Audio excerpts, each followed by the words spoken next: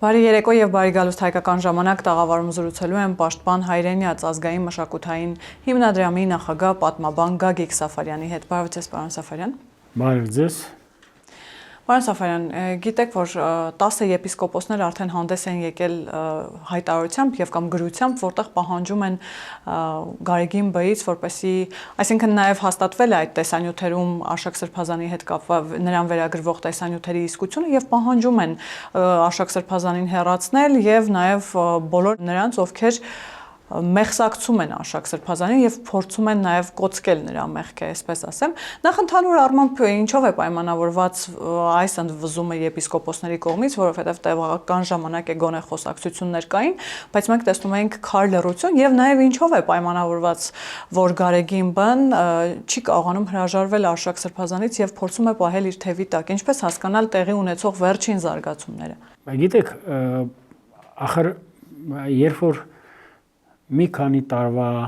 կամ հատկապես վերջին 6 ամսվա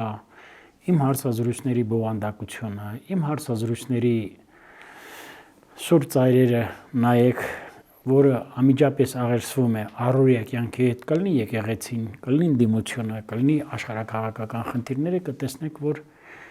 այստեղ անհասկանալի հարց չկա։ Վաղուց ի վեր Մայր Աթոռի վերնախավը պիտի հրաժարական տված լիներ։ Ինչով է դա պայմանավորված։ Դա պայմանավորված է հայ եկեղեցու ուրեմն հանդեպ Մայր Աթոռի վերնախավի կողմից բազմաթիվ ուրեմն նորմերի ոտնահարմամբ, բազմաթիվ կանոնադրային կետերի խախտմամբ,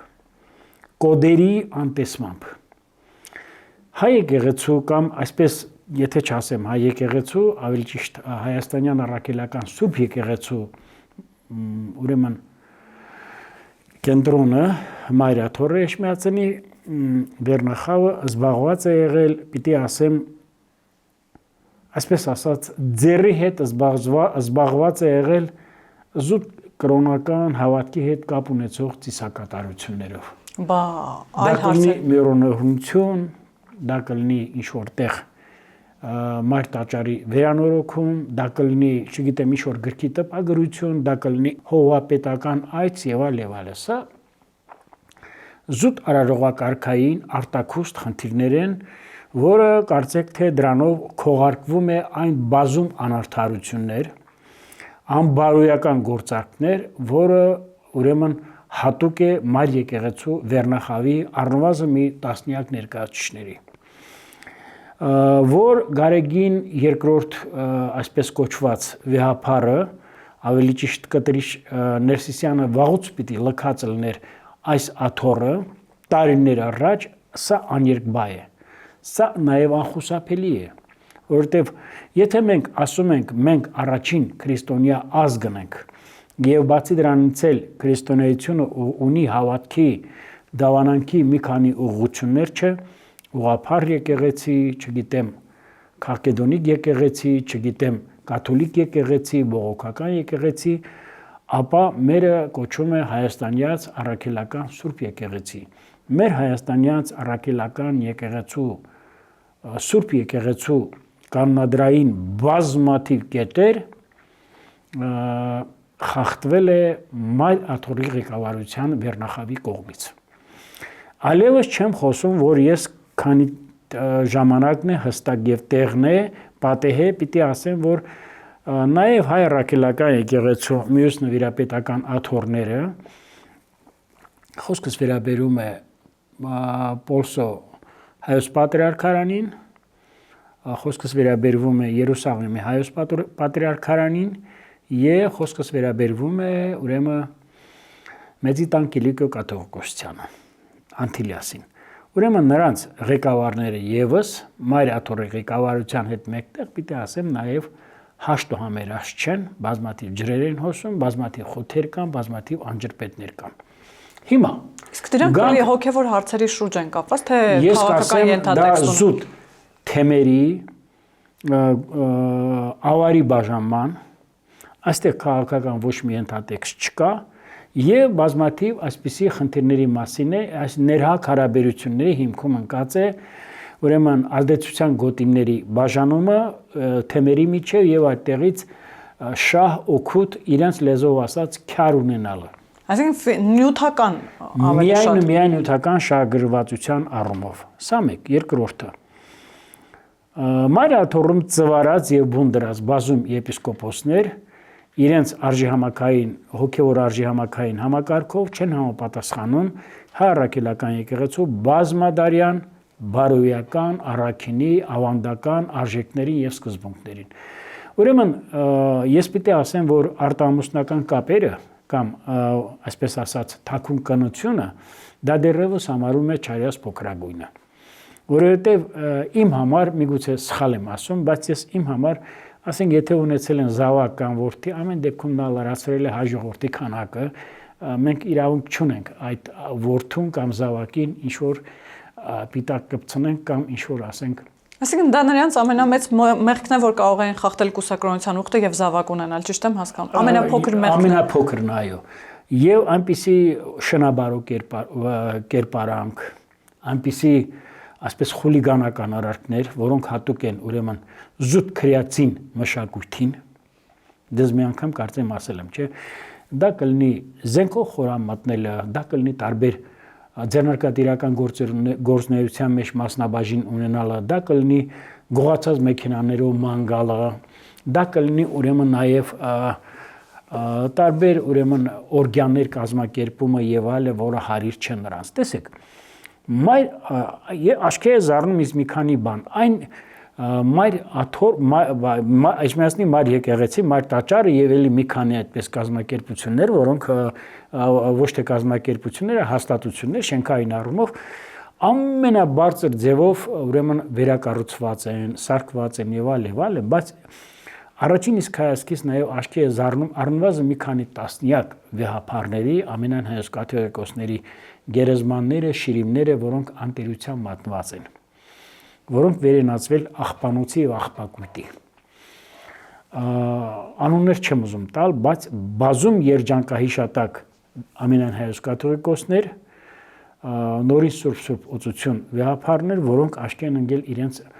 բազում հայրենասիրական գործունեության դրվագներով։ Ես պիտի ասեմ, որ սկսած 2018 թվականից եկեղեցու վերնախավը ամբողջովին ընդգրկված է եղել հայոց պետականության նոր իշխանության հանդեպ լրիվ դավադիր կեցվածքով, ռևանշիստական ուժերի ձեռքին դարձել էր գործիք, նվազագույնը կարող ենք ասել նաև սպասարկում է վերջին մի քանի տարում օտարերկրյա պետությունների շահեր, քաղաքական շահեր, այլևս չեմ խոսում, որ Հայաստանի ներքաղաքական կյանքում ռևանշիստական վրիժխնդիր ուժերի ձեռքին դարձել էր գործիք մատի փաթաթան։ Այդ եմ վկայում երկու սրբազանների, այնուհետև նրանց միացած 3 սրբազանների ձերբակալությունները, որոնց կատարած հանցանքը աներկբա է, առերևույթ է,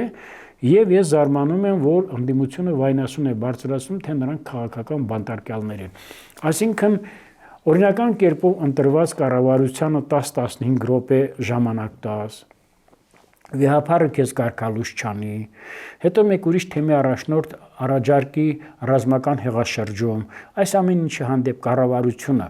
որը ներկայացնում է մի քաղաքական ուժ, որը 2021 թվականի հունիսի 20-ի ընտրություններում ունեցել է քվեների բացարձակ մեծամասնություն, կազմելով կառավարություն, պիտի ընկրկի այսպիսի ռևանշիստական դավադիր հակապետական ուժերի դեմ։ Ես մեղմ ասեմ, որ Մայր Աթոռի օրակարգը քաղաքական եւ Հայաստանի ռևանշիստական վրեժխնդիր ուժերի օրակարգը քաղաքական, մեղմ ասած, ես ինչու եմ ասում Մայր Աթոռի ղեկավարության քաղաքական օրակարգը, որովհետեւ նրանք ընկված են քաղաքական դաշտի մեջ։ Մեղմ ասած հայկական չէ։ Հայկական չէ, իր բոլոր ուրեմն այդտեղ շահը որն է, պարոն Սաֆարյան։ Շահը նա է, որովհետև նրանք նախկինում կարողացել են լինել գործիք իշխող քաղաքական ուժի ձեռքին, նրանց ձեռ է տվել, ուրեմն ինչպես ձեզ ասացի, զուտ արարողակարգային, ծիսակատարական գործողություններ անեն, վիրոնորհնություն լինի, ձեռնադրում լինի,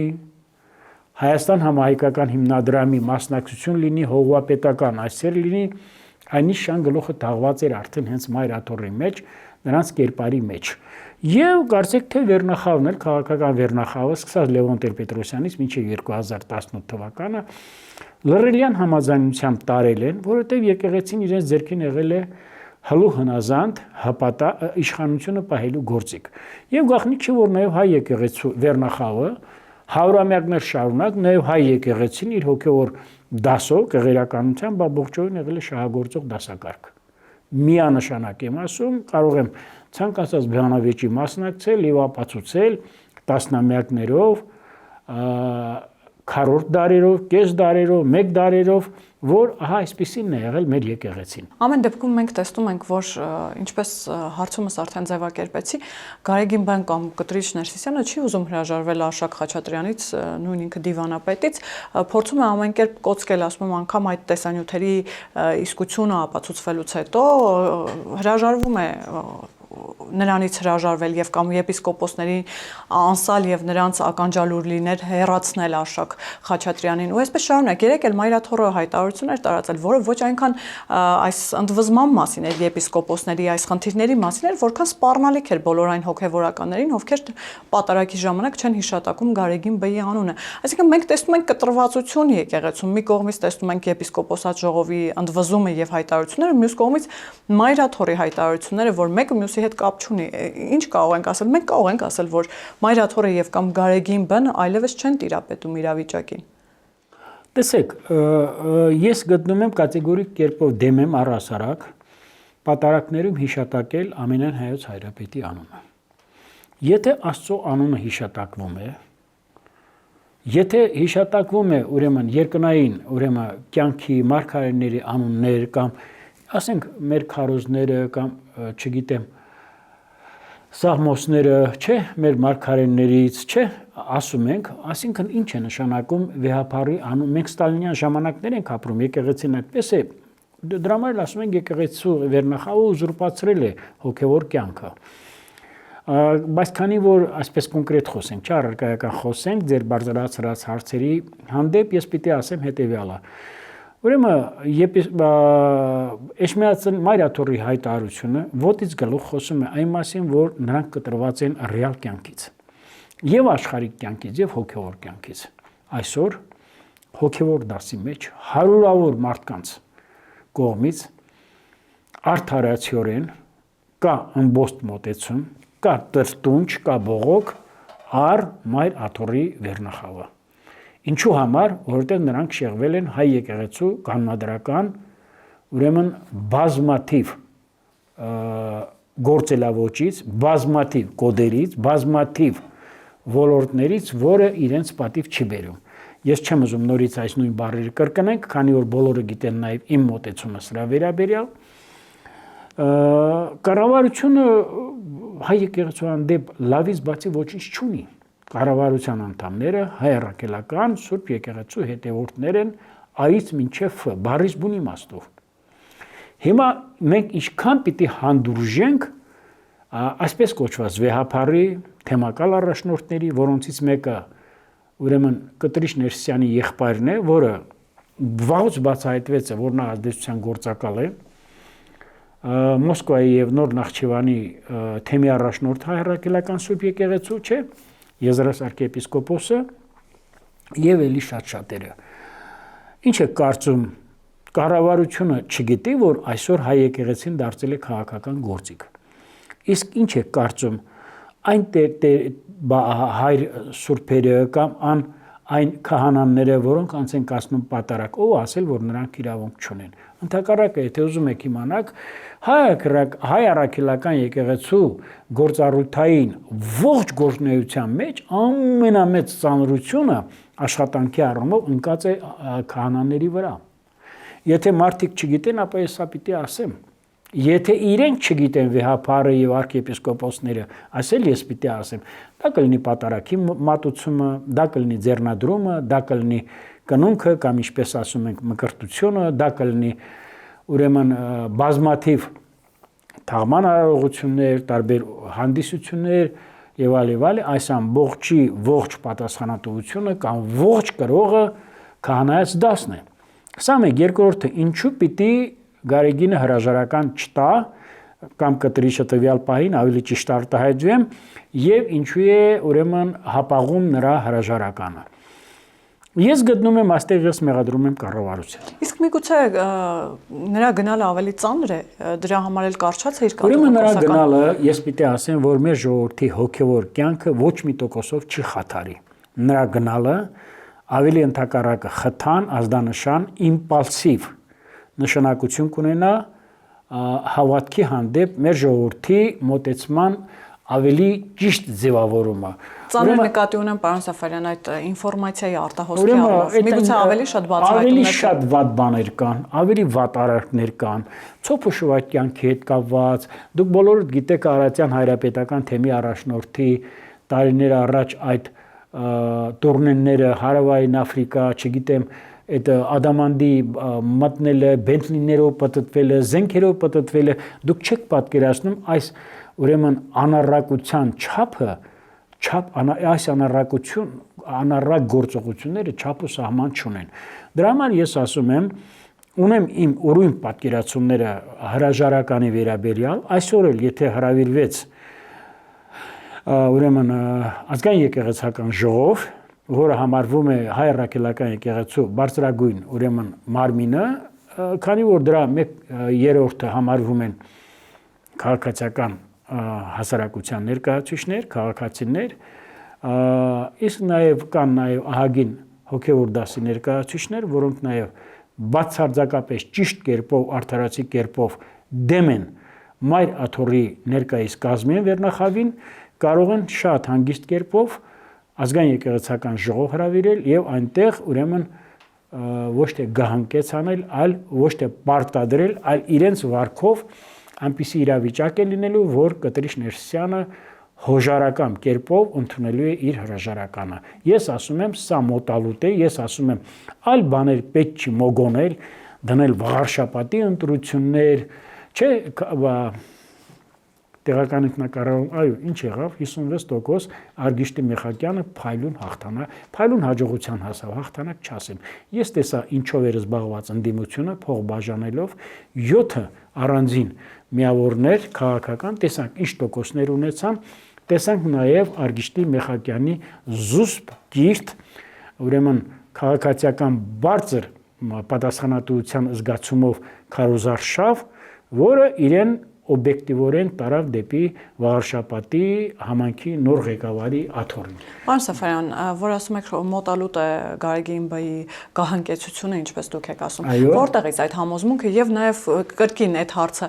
ամեն դեպքում ո՞րն է այդ կապը Արշակ Խաչատրյանի ու Կտրիչ Ներսիսյանի միջև։ Միգուցե դուք եք ասել այստեղ մեր տաղավարից, որ Արշակ Խաչատրյանը զենքով է մտնում եկեղեցի խորան, միգուցե նույն զենքով նաեւ սպառնում է կաթողիկոսին դրա համար։ Ես ուրիշ բան ասեմ, երևի ինձ ճանաչելով, թեկուզ ինչքան էլ որ քիչ եք ճանաչում, իմ նման քանի 100,000-ավոր մարդ կա Հայաստանում, որոնք կարող են իրենց այսպես պահել, իրենց շիտակ եւ արդար վերաբերմունքով առ հայ առաքելական եկեղեցին։ Ես նկատի չունեմ մի 10-20 եպիսկոպոսների։ Կարող է Արշակ Սրբազանը զենք ունենալ, կարող է Արշակ Սրբազանը գնդացիր ունենալ, կարող է նաեւ Գարեգին վեհափառը, այսպես կոչված, ունենա հրասայլ։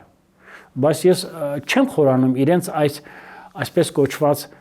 հանցակազմ պարունակող գործողությունների եւ գործարքների մեջ։ Ես ելնելով հայ առաքելական եկեղեցու, հայ առաքելական Սուրբ եկեղեցու ուրեմն շահերից, նրա վաղվա ամբասիր գործունեությունից եւ նրա մենթալիտետից, մտածելակերպից ես խորին համոզմունք ունեմ, որ հայ հոգեվորականությունը գտնվելու է այնքան ուրեմն տրամաբանված եւ գիտակցված մակարդակի վրա, որ օր առաջ պահանջելու է եւ այդ ուրեմն հրաժարականը լինելու է շատ կիրթ ճանապարհով։ Ես դրանում երկու կարծիք չեմ կարող ունենալ, ես դա ամենայն համոզմունքով եմ ասում, գալով Արշակ Սրբազանին, գալով այդ Գուգարաս թեմի առաջնորդ չէ, կարծեմ Հակոբյան Սրբազանին, գալով էլի Սրբազանների եւ այլ, գիտեք, նրանց ժամանակը վաղուց անցել է։ Նրանք նաև պիտի երբևիցե չլինեին սրբազաններ կամ հայրաքելական եկեղեցու որևէ թեմի ուրեմն առաջնորդներ։ Բայց գիտեք ինչ, եկեղեցին երբեք չպետք է մենք խառնենք Մայրաթորի ղեկավարության հետ։ Ասել որ կառավարությունը եկեղեցու դեմ եւ այլ, սա շինծու մեղադրանք է, սա համարում եմ այլասերվածության արդյունք, որովհետեւ ընդդիմությունը օր առաջ փորձում է ամեն կերպ ավելի խորացնել, ավելի այսպես խրել եկեղեցու վերնախավին քաղաքական գործընթացների մեջ, որովհետեւ ընդդիմությունը իշխանությունը նվաճելու վրեժխնդիր ձևով այդ ճանապարհի մեջ խտրականություն չի դնում մեթոդների եւ ձևերի մեջ, որոնց նա սկզբից օգտագործեց տարբեր քաղաքական ուժերի, այնուհետև եկեղեցին օգտագործեց, այնուհետև զոհվածների մայրերին, այնուհետև գիտեք ինչ, ես վերջերս կարծեմ ինչ որ այդ մի հաղորդում կա, հա, այդ իմնեմնի podcast բանի, գիտեք ինչ է նշանակում, ասում են այդ կարգի հայհոյանքներից հետո նրանց ներկայացնում են որպես քաղաքական խղճի կալանավորներ։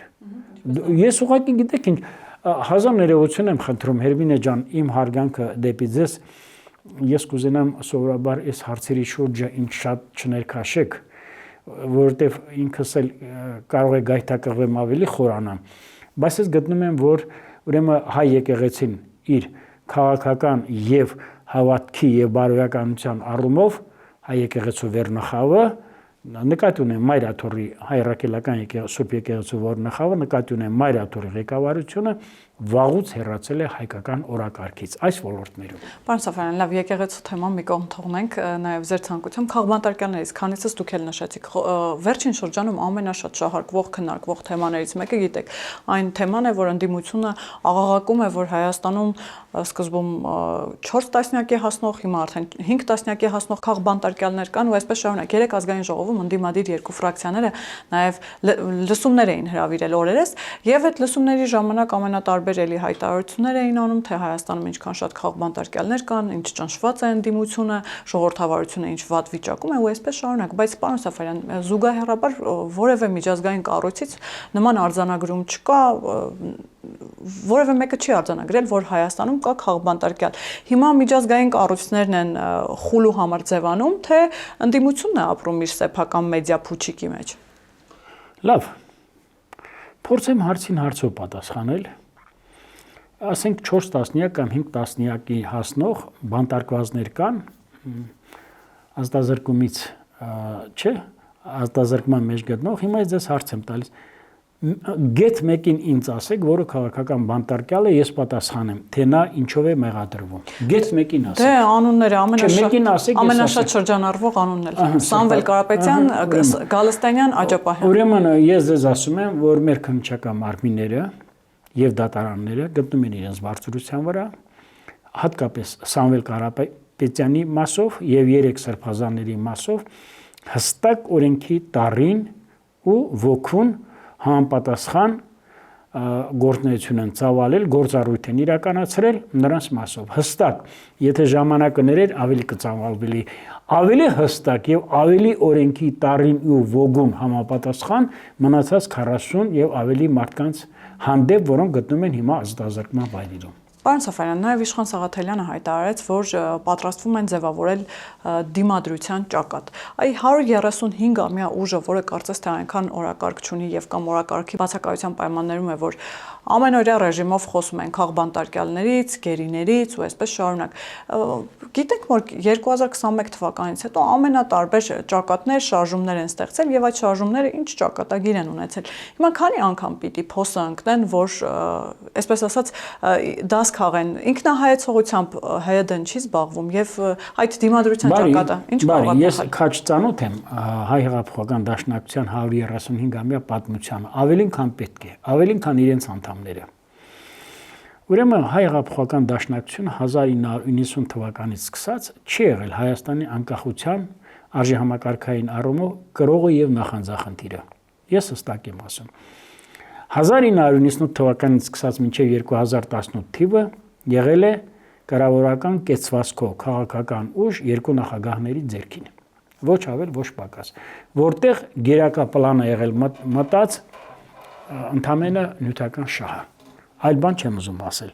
Եվ Արցախի խնդիրը, եւ հայ-թուրքական արձանագրությունները, այդ ամեն ինչը նրանց համար եղել է շիրմա, բուտաֆորիա։ 2018 թվականին նրանք մաս են կազմել ուրեմն Թավշյա հեղափոխությունից հետո նոր իշխանությունների, նոր կառավարությանը։ Եթե այդքան քաջ են, այդքան սկզբունքային են, ապա թող չմտնեին նոր կառավարության մեջ։ Երբ որ կառավարության ղեկավարը հայտարարեց նոր ընտրությունների մասին, իրենք էլ տեսան, որ իրենց ուժը չի հերիքելու, սկսեցին բոյկոտել կառավարության գործունեությունը։ Այլ հիմք այդտեղ չկար։ Հայ հեղափոխական դաշնակցությունը, մերժված քաղաքական ուժերը, անուններ կարող եմ ինչքան պետք է տալ, ուրեմն քաղաքական դաշտում ձախողել են։ Նրանք բազում խոցելիություններ ունեն։ Սկսած մեր ազգային ազատագրական պայքարից, իմիջիալից ես ասեմ, ներկայիս հանրապետական կուսակցությունը կապ չունի Աշոտ Նավասարդյանի ստեղծած հանրապետական կուսակցության հետ։ Անկախության բանակը, անկախության մարտիկները ներկայիս, որոնք քաղաքական դաշտում են որպես ընդդիմադիր կեցվածքի տեր մարտիկ, կապ չունեն Լեոնիդ Ազգալյանի բանակի, Լեոնիդ Ազգալյանի գաղափարների հետ։ Ներկայիս բազում ազատամարտիկներ, որոնք լծված են ընդդիմադիր դաշտում մոլորյալներ են, նրանք կապ չունեն Մոնթե Մելքոնյանի, Բեկորի, Վարդան Ստեփանյանի, ուրեմն այն արժե համակարգի հետ որպես ազատամարտիկներ։ Նրանք ընդամենը քնում վեր են կենում, ընդամենը մեկ մոլուցքով կատարելով քաղաքական շահեր, չեմ ուզում ասել նաև վարձատրվում են իշխանական նախկին ուժերի կողմից, որպեսզի վրեժխնդիր կերպով այդ մոլուցքով տարված ձեռք գցեն իշխանությանը կամ կարողանան տապալել կառավարությանը։ Ես ուղղակի հարցեր տամ ու անցնենք առաջ։ Ասում են Արցախահայերի վերադարձ Արցախ, չէ, թող վերադարձնեն։ Ո՞վ է խանգարում։ Ասում են Բաքվում գտնվող մեր պատատների վերադարձ։ Ասենք եթե իրանք պայքարում են, ո՞վ է վերադարձ։ Հիմա ես ասեմ։ Ասում են խաղաղությունը չի լինելու եւ այլ, իրանք թող բերեն ավելի արժանապատիվ։ Հիմա ես բոլորը ասում եմ, այս ամեն ինչին հասնելու համար ես համամիտ եմ իրենց, բայց համամիտ եմ մի բանով, որ իրենք ընտրեն մի ճանապարհ եւ այդ ճանապարհը իրենց 2026 թվականի համապետական ընտրություններում տա համաժողովրդական վստահության քվե, որպեսզի այդ քաղաքական ուժերի միավորված հնարավորություն տա ձևավորել կառավարություն եւ գնան ուրեմն այդ ճանապարհով։ Եթե կարող են, հույսը ընտրվելն է, ընտրություններն են։ Եթե կարող են, եթե չեն կարող, այլ տարբերակով մեր երկրում քաղաքական իշխանության եւ օրինական կերպով գոյություն ունեցող կառավարության դեմ պայքար դա բացառվելու է։ Ուրեմն այսօր մեդիա հարթակներում, սոցիալական բազմաթիվ հարթակներում, չէ, տարբեր, ասենք իրազեկման, տարբեր հարթակներում, ֆորումներում եւ այլը, ուրեմն այսպես քանի որ նրանք նեղած են, ջրի երեսին են հայտնվել, ծածանվում են նախկին ազգային ժողովի նախագահներ, նախկին վարչապետներ, նախկին ազգային ժողովի հանձնաժողովի նախագահներ, որոնց մեր ժողովուրդը նույնիսկ զզվանք ու նողկանք է ապրում նրանց երեսը դեմքը տեսնելուց հեռուստաեթերներից եւ այն որ Սերգեյ Դոլաթովը մի լավ բան ունի, որ ասում է բա լավ, ասենք թե Ստալինը այսքան մարդու գլուխ է կերել, բա այդքան գործ տվողները, այդքան քննիչները, բա լավ, Սերժը Քոչարյանը, Լևոնը, Հոմենակ, այդքան իրենք չեն արել։ Իրանք ունեցել են լակետներ, իրանք ունեցել են խամաճիկներ, իրանք ունեցել են գործ կատարողներ, չէ՞, բայց այդ քաղաքական սպանությունները բա մեր Երևանում վխտում են, չէ, բանակներ ունեն, չէ, խմբեր ունեն։ Մի խմբի ղեկավարը, ասենք թե Աբովյանից էր, մի խմբի ղեկավարը Թոխմախից էր, մի խմբի ղեկավարը Երրորդ մասից էր, մի խմբի ղեկավարը, չգիտեմ, ինչ օլիգարխ էր, ճիշտ եմ ասում թե չէ, բայց զորաբանակները, այդ բաները, այդ գանգերը, այդ բենդերը, չէ, հանցակազմ պարունակող, բայց դրանք 20-20 թվի 44 օրյա պատերազմի նոր էին։ Զորքեր էին, չէ, դրանք Երևանում վխտող։ Դե նոյեմբերի 9-ին կառավարության շենքի մոտ։ Ահա, ապրեք, հա, բա այդ 2022 թվականի դեկտեմբերի 12-ին, երբ որ Արցախի ճանապարհը վերջնականապես փակվեց։ բա քանի զորք, քանի ջոկատ կամավորներ կազմակերպեցին ընդդիմության կողմից դեպի Հաքարիի կամ Քաշաթաղի կամուրջը։ Քանի փորձ արվեց սահմանային ուրեմն սպանությունների դեմը առնել։ Հիմա ես որ ասում եմ թե 2024 թվականի մարտի 28-ի ներքին հանդի դեպքերից հետո կարծեք թե կրակը դադարեցվել է սահմանին եւ մենք սահմանին զոհեր չունենք, այս տրամաբանության մեջ սրանք ձեռ չեն տալիս ընդդիմությանը, այս տրամաբանության մեջ ձեռ չեն տալիս, որ Ալիևը ասում է բանը Գյոկչան, որ հետո մենք էլ ասում ենք դե Գյոկչան նաև ռուսական քարտեզներում է Գյոկչա, չէ, 17-րդ դարի բան։ Հետո ասում են Ադրբեջանի մեդիա դաշտում եւ քաղաքացիական ներկայացուցիչները այսպիսի բան են ասում։ Այսինքն դուք ինչ եք կարծում։ Ես ուզում եմ ուղղակի մի հատ իմանամ, բանական մարդը կարող է մտածել, որ մենք կարող ենք այնպիսի մի մոգական ուժ ունենալ, որ քաղաքացիական ներկայացուցիչները այսպիսի բաներից չխոսան, մենք մեր քաղաքական նավը, ուրեմն դիվերսիֆիկացված արտաքին քաղաքականությունը հավասարակշռման եւ հավասարակշռված, ճիշտ եմ ասում թե չէ, եւ որը իր մեջ ներառում է նաեւ օգոստոսի 8-ին ստորագրված հայտնի հուշագիրը, հռչակագիրը եւ նաեւ մեր բանակի մարտունակության եւ կազմի, անձնակազմի եւ զինված ուժերի ռազմատեխնիկական վերազինման առումով ես պիտի ասեմ, որ անարգել կերպով շարունակվում է շատ ճիշտ։ Մեր արտաքին քաղաքականության գերատեսչությունը եւ մեր անվտանգության խորհուրդը, ինչպես նաեւ մեր պաշտպանության նախարարությունը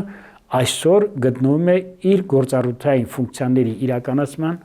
ամենաբարձր կետում։ Ասել, որ սրանով վերջ է, ես երբեք սա չեմ ասի։ Մենք ունենք շատ խնդիրներ ազգային ներքին կյանքում հաղթահարելու բզկտվածությունը, բայց սրա ամենամեծ մեղավորը ընդդիմությունն է, որովհետև ընդդիմությունը չունի հայկական օրակարգ, օր առաջ վեր է կենում տեսնի օտարերկրյա քաղաքական վերնախավի կողմից ինչ հանրականներ պիտի ստանա, որպես պատմաբան ասեմ, որ պատմությունը սիրում է կրկնվել։ Պատմությունը ունի կրկնվելու շատ սիրելու հակում։ Հիմա ինչ հետևություններ եք անում։ 1920 թվականի օրերի մեջ են գտնվում, բայց կարծում եմ, որ մեր հասարակությունը ավելի սթափ եւ ավելի հեռուն է տեսնում, ավելի հեռուտաս է լինելու։ Գիտեք, այսինքն խորհրդայնացման ճանապարհին, խորհրդային միություն դառնալու այդ ճանապարհը։ Այո, իհարկե, դուք տեսնում եք, որ փորձ է արվում օպոզիցիոն ուժերի կողմից, չէ, հակապետական գործունեությամբ օտարերկրյա պետությունների քաղաքական շահերին անպայման ստրկաբարոց ծառայել եւ ի վնաս հայկական պետականության, հանուն հայկական պետականության կործանման։ Եվ ես մի բան էլ պիտի ասեմ, քանի որ շահկապված է, ինչքան էլ մենք ասենք, որ Ուկրաինային է ներկայացվել վերջնագրի մի տարբերակ, գիտեք ինչ, մեծ առումով դա դե ֆակտո արդեն կատարված էր, Ռուսաստանը երբեք չէր հրաժարվի այդ տարածքներից առանցնել, գիտեք, որ Ուկրաինայի Հանրապետությունը համարում է Եվրոպայի ամենամեծ պետությունը տարածքային առումով, քանի որ Դանիան, որ ասում ենք Դանիան է 2 միլիոն քառակուսի կիլոմետր ավելին կազմում է Գրինլանդիա կղզին։ Այնպես որ այստեղ էլ ուրիշ խնդիր կա, այստեղ մեկ այլ խնդիր կա։ Ռուսաստանը խոսակցությունները, որ եթե ռուս-ուկրաինական ճակատում հիմա որոշակի հանդարտություն մտնի եւ զինադադար կայանա, Ռուսաստանը ամբողջ ուժով պտտվելու է դեպի հարավային Կովկաս, արդյոք ճիշտ են եւ նաեւ Ես ունեմ ներքին տագնապ, ես գիտեի, որ այդ հարցը դուք ինձ տալու եք, ես ունեմ ներքին տագնապ եւ մտավախություն, որ Ռուսաստանը փորձելու է այստեղ հրահրումների, սադրանքների, վրեժխնդրության մոլուցկով տարված նախանձի, մեղմ ասած, քաղաքական խանդի, ուրեմն հիմքից ելնելով փորձելու է այստեղ ապակայուն իրավիճակ ստեղծել հարավային Կովկասում կամ հարավարևելյան Եվրոպայում։ Ես ունեմ այդ ներքին տագնապը եւ մտավախությունը, մեր երկրում այսպիսի ուժեր, որոնք սպասարկում են ուրեմն կամավոր կերպով Ռուսաստանին կամ, բայց ես չեմ ուզենա ցեղ շպրտել, կարծում եմ, որ Հայաստանի քաղաքական միտքը, Հայաստանի քաղաքական վերնախավը Ռուսաստանի Դաշնության ուրեմն ղեկավարության հետ կգտնի համապատասխան ձև եւ մոտեցում Հարավային Կովկասը ավելի անվտանգ եւ ավելի կայուն դարձնելու համար, խաղաղության խաշմերուկը ավելի իրական դարձնելու համար եւ անվտանգային նոր համակարգերի համար։ Այստեղ է որ առաջ է գալիս մի հանգամանք եւս։ Այո, նոյեմբերի 9-ի այդ չարաբաստիկ կամ այդ չարագույժ փաստաթուղթը, հռչակագիրը կամ եռակողմ հայտարարությունը, որ իր մեջ պարունակում էր 9-րդ կետով, քանի որ Հայաստանի կառավարությունը, այսպես ասած, հանուն Արցախի է գնացել 9-րդ կետի ստորագրմանը, եթե ռուսները պիտի